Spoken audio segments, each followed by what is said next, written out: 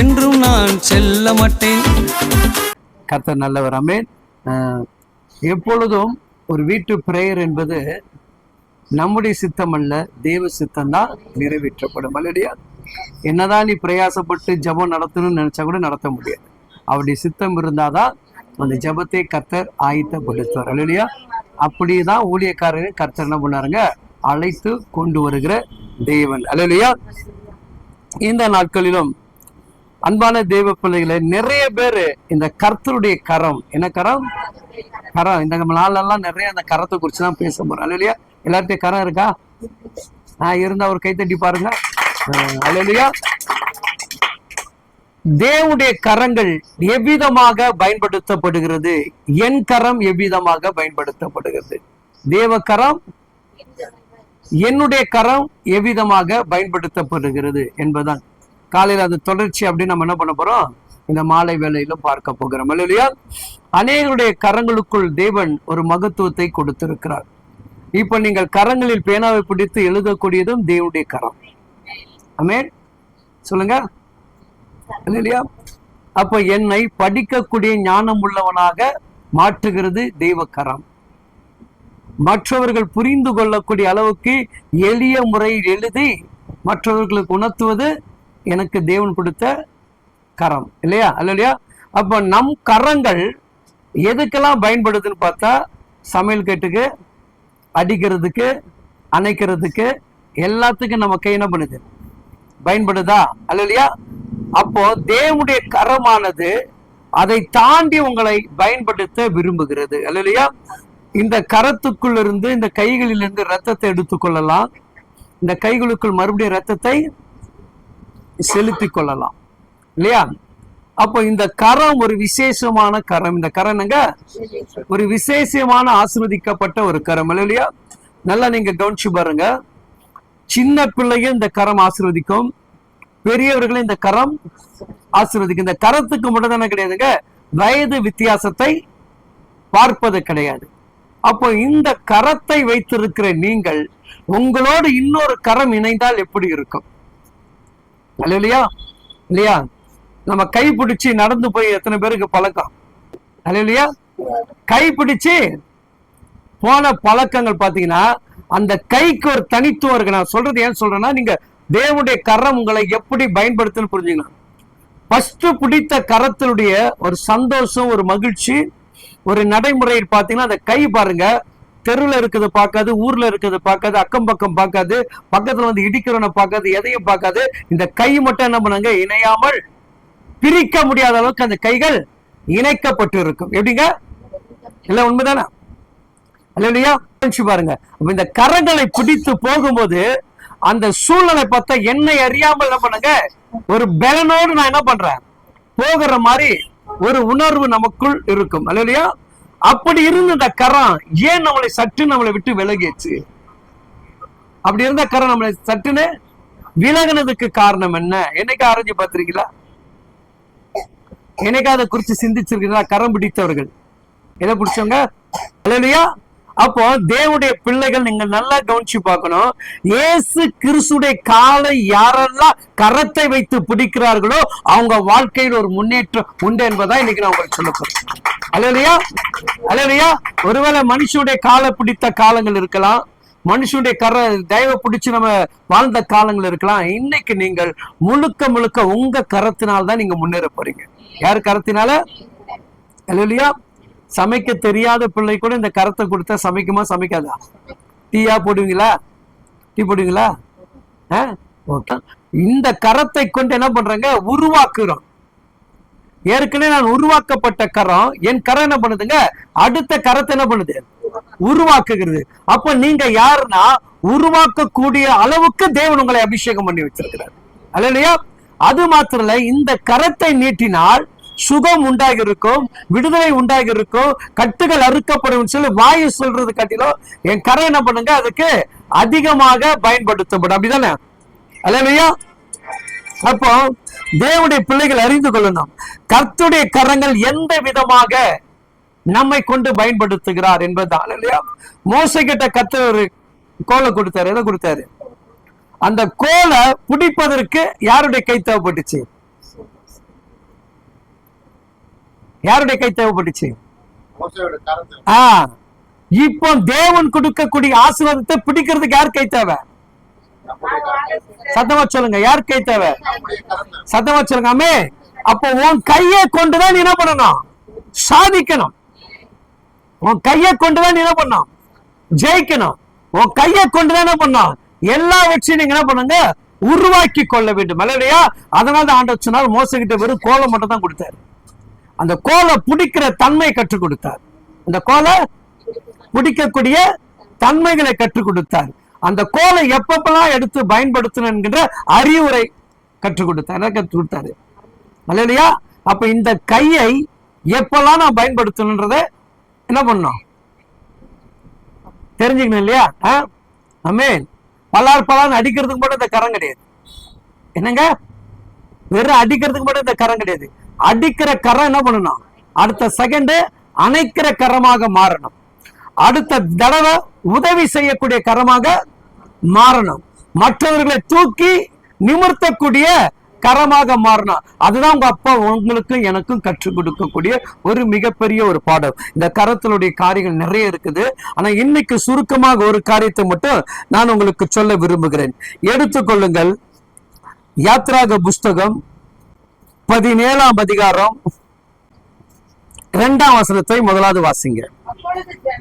அப்பொழுது ஜனங்கள் யாரோடு வாதாடுறாங்க?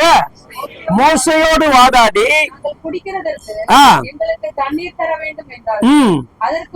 அதற்கு மோசே, என்னோடு ஏன் வாதாடுகிறீர்கள்? கவனிங்க. இப்ப இந்த மோசை இஸ்ரேல் ஜனங்களை அழைத்து கொண்டு வரும்போது ஒரு சிவந்த சமுத்திரம் அவங்களுக்கு எதுவா இருந்துச்சுங்க? தடை கற்களாக இருந்துச்சு. எதுவா இருந்துச்சு? மிகப்பெரிய ஒரு தடை கற்கள். இல்லையா? அந்த இடத்துல இல்லாத தண்ணி கிடையாது. என்ன கிடையாது? அவ்வளவு பெரிய ஒரு தண்ணி. எவ்வளவு பெரிய தண்ணி?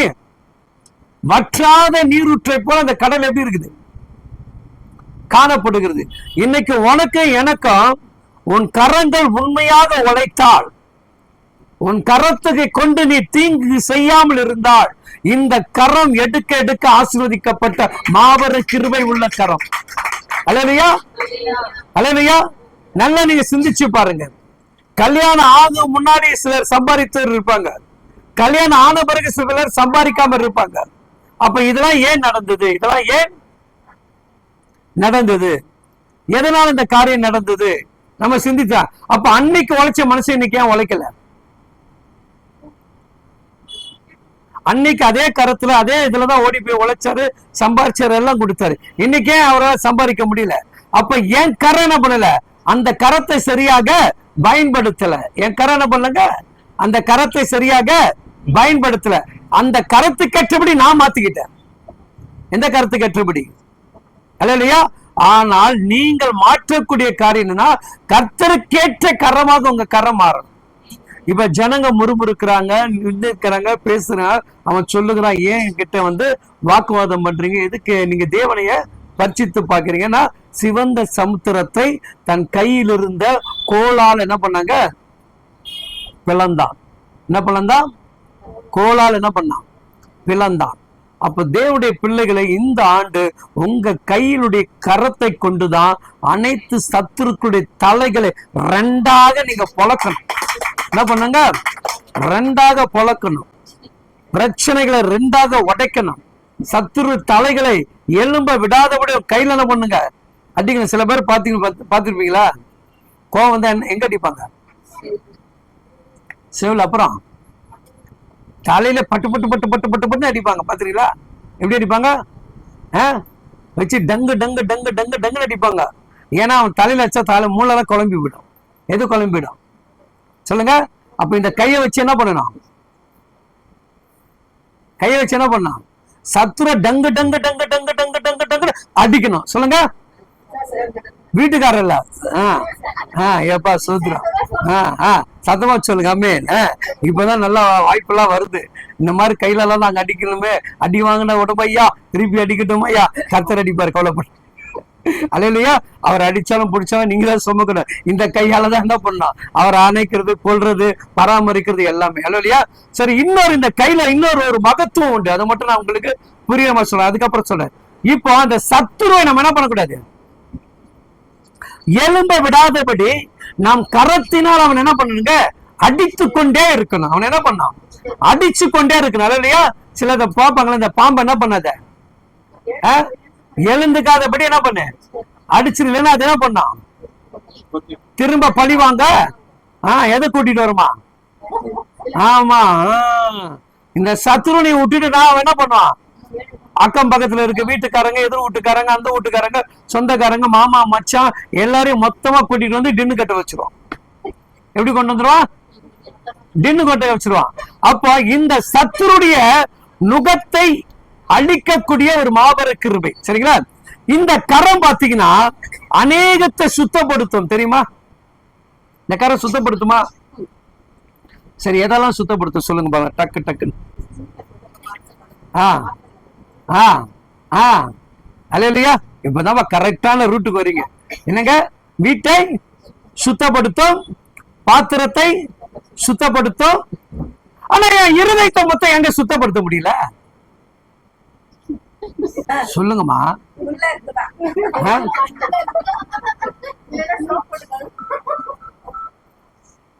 என் கையினால் என்ன பண்ண, நல்லா கவனிச்சு பாருங்க. என் கையினால் என்ன பண்ணுது, பல பொருட்கள் சுத்தமாகிறது. என் கையினால வெளுக்க முடியாத துணி கூட என்ன பண்ணுது, கரை கூட போகுது இல்லையா.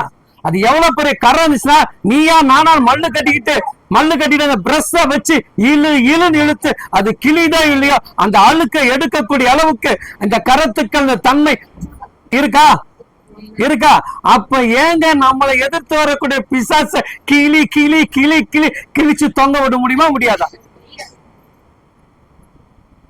தெரியலையே.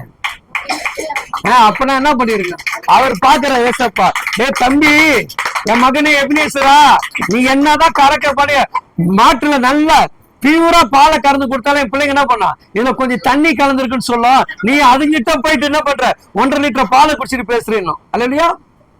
அப்ப என் தேவன் என்னை கொண்டுதான் சுத்தப்படுத்துகிறார், வேற யாரை கொண்டல்ல. என் தேவன் என்னை கொண்டுதான் வீட்டை கட்டுகிறார் இல்லையா. இப்ப ஒரு வீடு கட்டக்கூடிய மனுஷனுடைய கை எப்படிப்பட்ட கை இல்லையா. ஒரு செங்கலை வைப்பதும், சிமிட்டி கலப்பதும், மண்ணை கலப்பதும், கரெக்டான கலவை கலக்கக்கூடியது இந்த கை இல்லையா. நல்லா கவனிச்சு பாருங்க, இந்த கைய கர்த்தர் எதுக்கெல்லாம் பயன்படுத்தி வச்சிருக்கிறாரு. ஆனா நமக்கு மட்டும் எங்க இந்த கை பயன்பட மாட்டேங்குது சொல்லுங்க. இந்த கையில போய் 10 ரூபா வாங்கிடாத, எந்த கையில, அவ கையில போய் என்ன பண்ணாத 10 ரூபா வாங்கல, அவகிட்ட இருக்கிற தரிசனம். இதெல்லாம் நமக்கு தெளிவா தெரியுது பாத்தீங்களா. இல்லையா, அவகிட்ட நான் வாங்குறேன்னா என் கரம் ஆசீர்வதிக்கப்பட்ட கரம், அவங்க கரம் தரித்திர பிரச்சனை கிடையாது. என் கைக்கு வந்துட்டா நான் ஆசீர்வதிக்கப்படுகிறேன், நான் என்கிட்ட கொடுத்தனா அவங்க ஆசீர்வதிக்கப்படுறாங்க.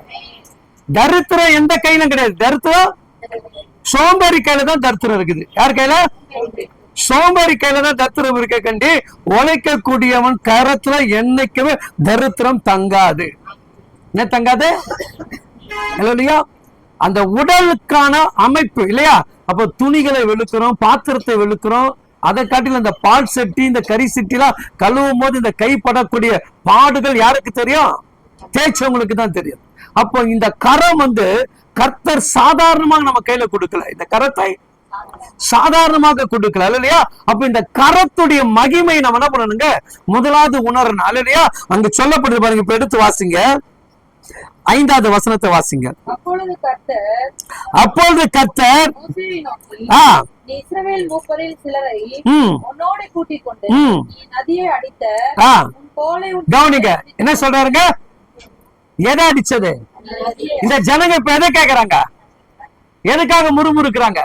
இப்ப நீங்களான எதுக்காக முறுமுறுக்கிறோம், நீங்களான எதுக்காக முறுமுறுக்கிறோம், எதுக்காக நம்ம பேசிட்டு இருக்கோம். என் வாழ்க்கையில நடக்கக்கூடிய பிரச்சனைகள், என் வாழ்க்கையில நடக்கக்கூடிய போராட்டங்கள், இதுல இருந்தாலும் நான் என்ன பண்ணணும், விடுபட்டு வெளியே வரணும்.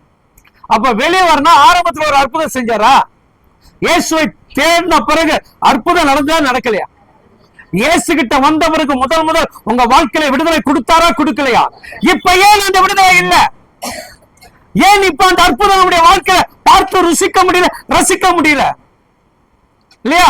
அப்ப தேவன் கொடுத்த அந்த அற்புதத்தை எங்கேயோ மறந்து தொலைச்சு வச்சிருக்கிறோம். என்ன பண்ணிருக்கிறோங்க, இப்ப ஆண்டவர் இந்த மோசைக்கு ஏன் அதை நினைவுபடுத்துகிறார்னா, இந்த கோலாவதனி எதை பிளந்த? தண்ணீரே வற்ற பண்ணின. அல்லேலூயா. உற்சாகமா கறந்துட்டுங்க. ஆமென்.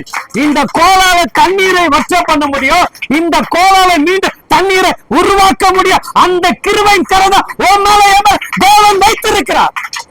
அப்படிப்பட்ட கரத்துடைய அபிஷேகம் உடையவர்கள். அதான் சொல்ல, உன் பிள்ளைய தைரியமா ஜெபி, உன் கணவருக்காக வைராகியமா ஜெபி, ரட்சிக்கப்படாத ஆத்மாக்க உன் கரத்தை நீட்டி ஜெபி. கர்த்தர் கிரியை செய்வார். இந்த கரம் கர்த்தருடைய மகிமை நிறைந்த கரம். எனக்காக ஆணிகள் அடிக்கப்பட்ட தேவ கரத்தை என் கரத்தோடு அவர் இணைச்சு வைத்திருக்கிறார். அல்லேலூயா. அந்த கரத்துடைய தழும்புக என்கிட்ட பேசிக்கிட்டே இருக்குது. அப்படி தழும்பு என்ன பண்ணுது? பேசுது. அப்ப தேவன் மோசைக்கு கல்லெறியும்போது பாருங்க, தேவன் எப்ப அந்த வார்த்தை மோசை கிட்ட பயன்படுத்துறான்னு சொன்னா, மோசை என்ன பண்ண? சரிசமமா பேசலாம். தேவ பிள்ளைகள் தெரிஞ்சுங்க, ஒருத்தங்கிட்ட வாக்குவாதம் சண்டைகளுக்கு நின்று கொண்டே இருக்கிறது. நீ அமைதியாக கர்த்தர் யுத்தம் செய்வார்.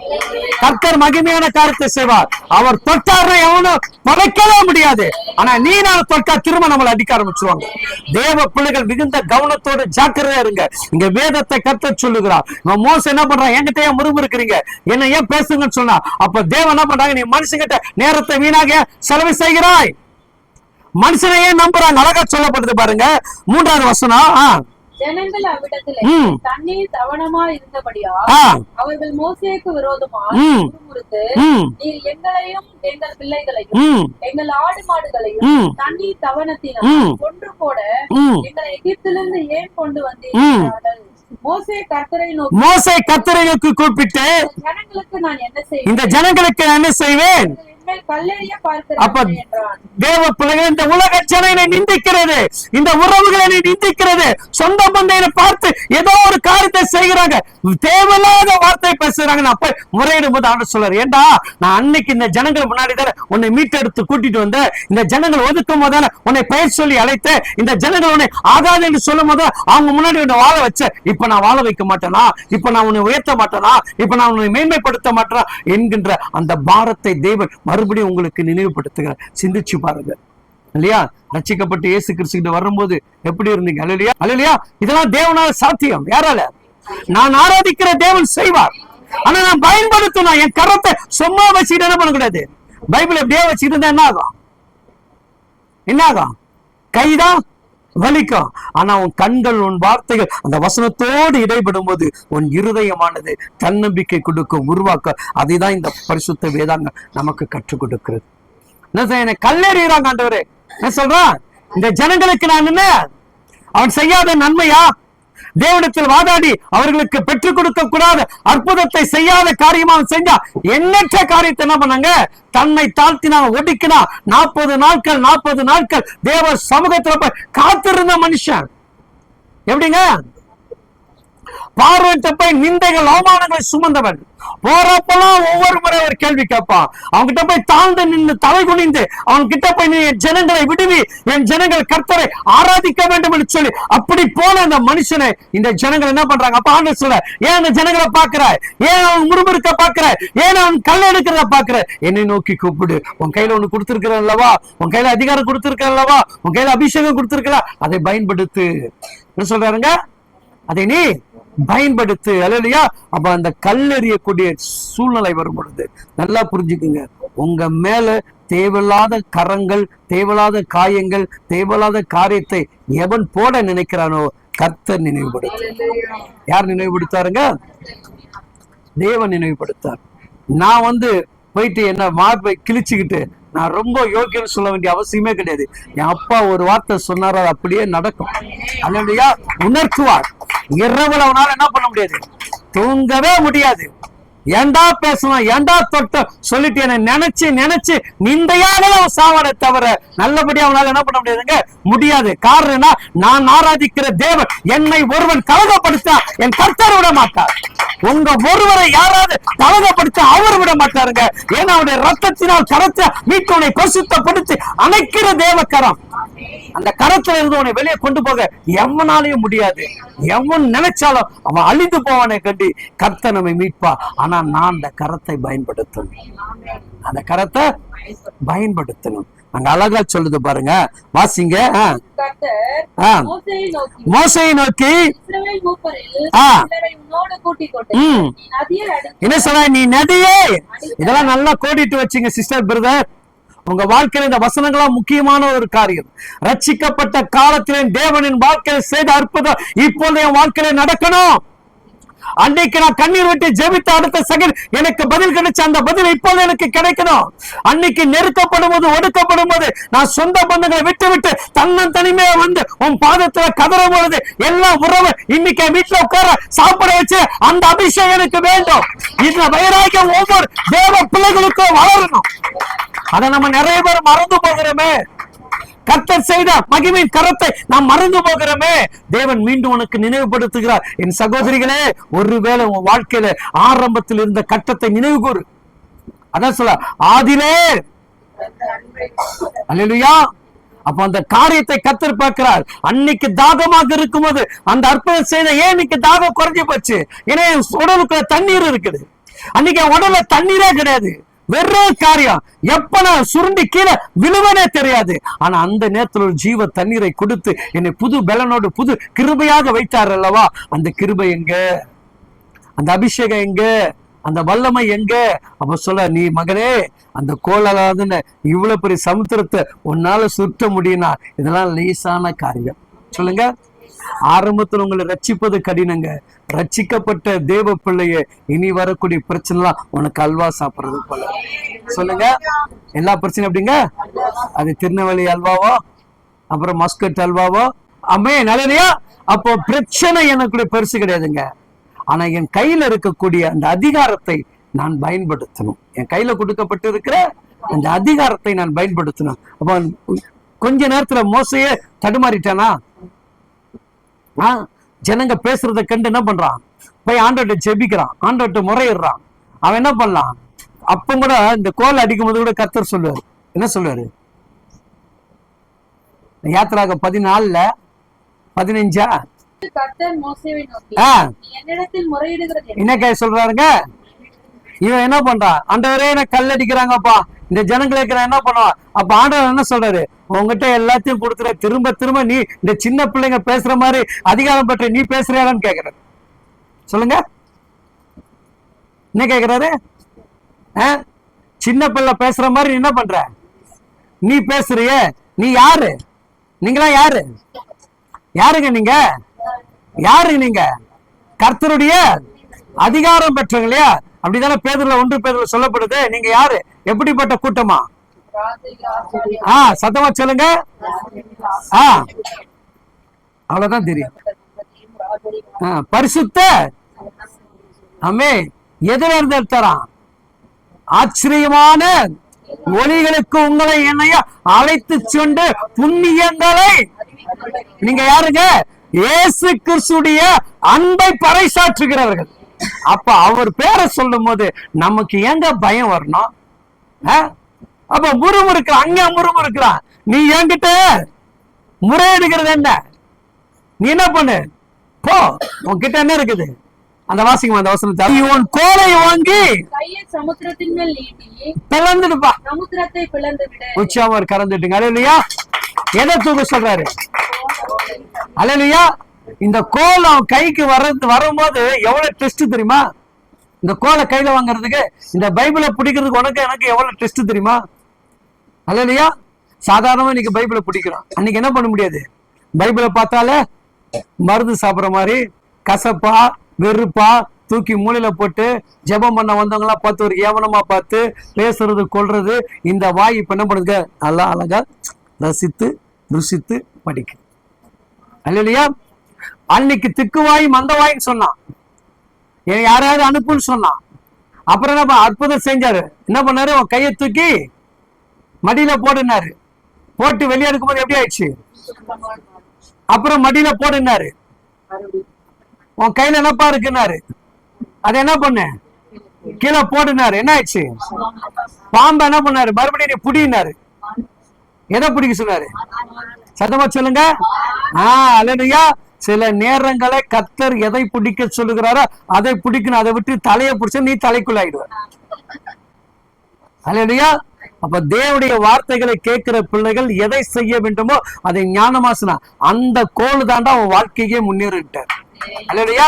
இன்னைக்கு தேவன் உங்க கையில கொடுக்கப்பட்ட இந்த பரிசுத்த வேதாகம் என்கின்ற கரத்தை பிடித்து நீங்கள் நடந்து கொண்டிருப்பீங்கன்னா இந்த கரம் ஆசீர்வதிக்கப்படும். சொல்லுங்க, இந்த கரம், என் கரம் என் குடும்பத்தை சொன்னா, என் பிள்ளைகிட்ட சொன்னா அப்படியே நடக்கும். என் தேவ வார்த்தை நிறைவேற்றப்படும். அப்ப அந்த முறுமுறுப்ப என்ன பண்றாரு? என்கிட்ட நீ என்ன பண்ற? அல்லையா? கேட்கிறாரா ஆண்டவரு? கேட்கிறாரா? எப்ப பார்த்தாலும் ஏமா பிரச்சனை சொல்லிட்டு இருக்கிற, பிரச்சனை ஜெயிக்கதான் உனக்கு வழியை கொடுத்துட்டேன், போய் அதுல முன்னேறு, முட்டி மோது, அதுகிட்ட சண்டை போடு. எதுகிட்ட? அங்க உடைக்க முடியல, நான் உனக்கு உடைச்சு கொடுக்குறேன்ற என்ன சொல்றாங்க? இப்ப சொல்றேன், என்ன ஆண்டவர் இவ்வளவு பெரிய சமுத்திரத்தை நான் எப்படி ஆண்டவர் இந்த கோலை வச்சு மடக்க முடியும் கேட்டானா நம்ம என்ன பண்ணுவோம்?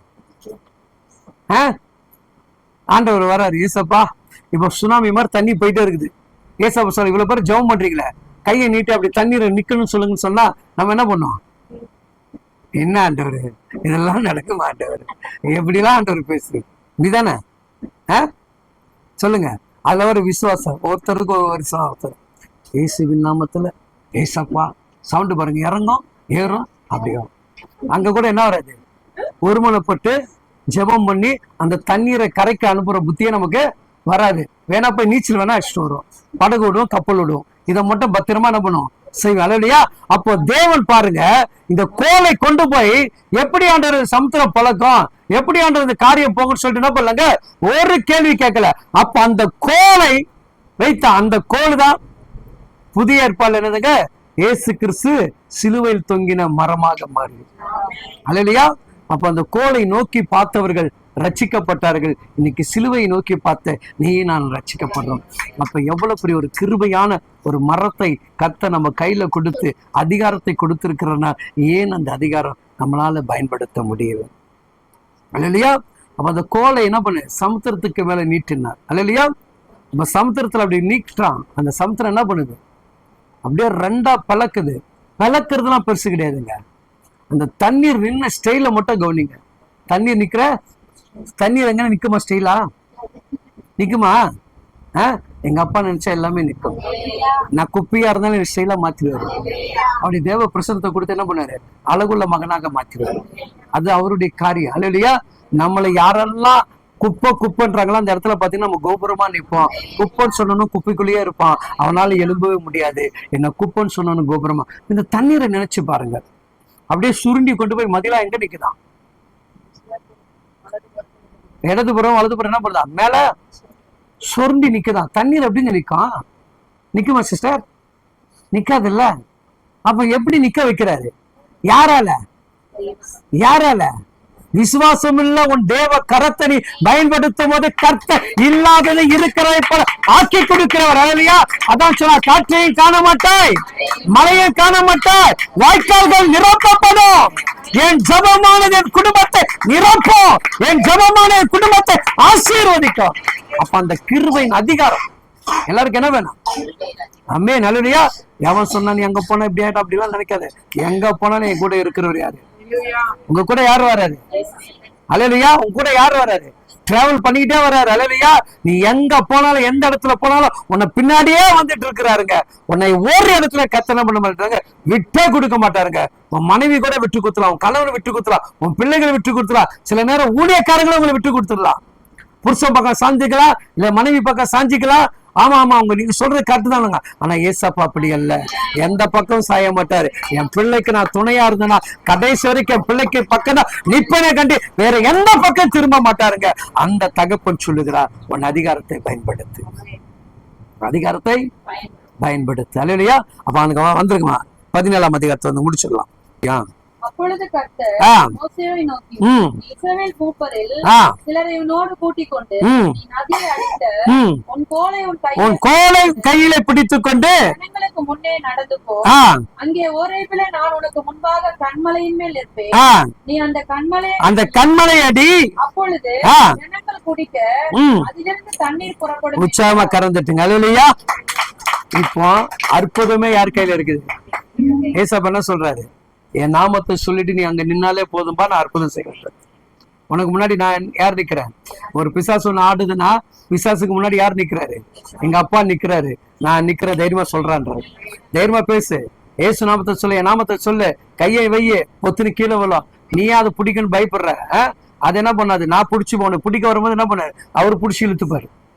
அவர் என்ன பண்ணுவாருங்க? உன் வாயின் வார்த்தைகள், உன் கையின் அதிகாரத்தை நீ பயன்படுத்த வேண்டும். அல்லையா? அப்ப அந்த கோலை என்ன பண்றாங்க? நான் கண்மலையில் உனக்கு முன்பாக நிற்பேன். அந்த கண்மலை கவனிச்சு பாருங்க. என்ன தொடு, அந்த வார்த்தை என்னங்க? என்ன தொடு. என்ன தொட்டாலே உன் வாழ்க்கையில அற்புதம். அல்லையா? அதனாலதான் அந்த 12 வருடம் பெரும்பாலும் ஸ்ரீ எப்படியாவது அவர் என்ன பண்ணணும்? தொட வேண்டும் என்ற ஆர்வத்தோடு ஓடினார். தொட்டால் சுகம் பெற்றார். அல்லையா? இன்னைக்கு உனக்கும் எனக்கு என்ன இருக்குங்க? தெய்வனை தொட வேண்டும், தெய்வ சமூகத்தை தேட வேண்டும். அதிகாரம் இருக்கா? நம்பிக்கை வந்துச்சா? சாதிப்பீங்களா? இந்த கையில என்ன பண்ணுவீங்க? பிசாசை ஓட்டுவீங்களா? பிசாசை கூட்டு பக்கத்துல உட்கார வச்சுப்பீங்களா? வாடா தம்பி உட்கார்றா, ஒண்ணுமே பயப்படாதரா, என்னை கண்டு நீ என்ன பண்ணாத, பயப்படவே பயப்படாத, ஆமே நான் தான் உன்னை பார்த்து பயப்படணும் அப்படின்னு சொல்லுவோமா? எப்படி சொல்லுவோம்? என்னை பார்த்தாலே உனக்கு பயம் வரணும்டா, இல்லையா? அந்த நாட்கள் அப்பாவை பார்த்தாலே என்னால பிள்ளைங்க அன்னைக்கே என்ன பண்ணோம்? போன காலம், பாத்ரூம் போன காலம். இன்னைக்கு பையன் அப்பா பாத்ரூம் போற காலத்துல உட்கார்ந்துட்டு இருக்கோம். அதனால நீங்க பாருங்க, பிசாசு அப்படிதான் நம்ம வாழ்க்கையை மாத்திட்டான். அல்லையா? அன்னைக்கு அவன் நமக்கு பயந்துருந்தான், இன்னைக்கு அவனுக்கு நம்ம பயப்படுறோம். நீங்க திரும்ப எதை எடுக்கணும்? அவனை பயப்படக்கூடிய அதிகாரம் உள்ளவரா மாறணும்.